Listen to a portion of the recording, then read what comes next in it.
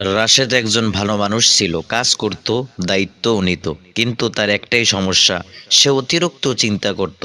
সকালে উঠে ভাবতো, আজ যদি সবকিছু ঠিক না হয়। দিনের মাঝে ভাবতো, মানুষ আমাকে নিয়ে কি বলছে।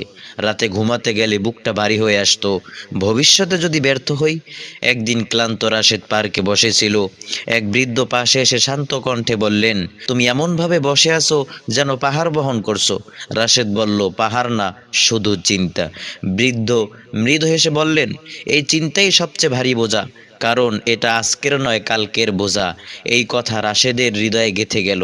বৃদ্ধ আরো বললেন, তুমি যদি আজকের কাজ ঠিকভাবে করো, কাল নিজে থেকেই সহজ হয়ে যাবে।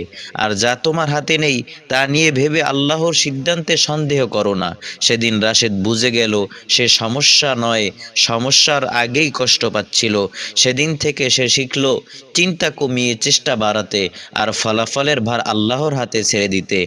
ধীরে ধীরে তার বুক হালকা মনে হলো, শান্তি ফিরে এলো। এই ঘটনা থেকে আমাদের উপদেশ হলো, অতিরিক্ত চিন্তা মানুষের শক্তি নষ্ট করে। ভবিষ্যৎ আল্লাহর হাতে, আমাদের হাতে শুধু চেষ্টা। আজকের দায়িত্ব ঠিকভাবে পালন করাই ইমানদারের কাজ।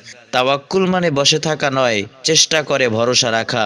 শেষ কথা, চিন্তা নয়, চেষ্টা করুন, বাকি আল্লাহর উপর ছেড়ে দিন।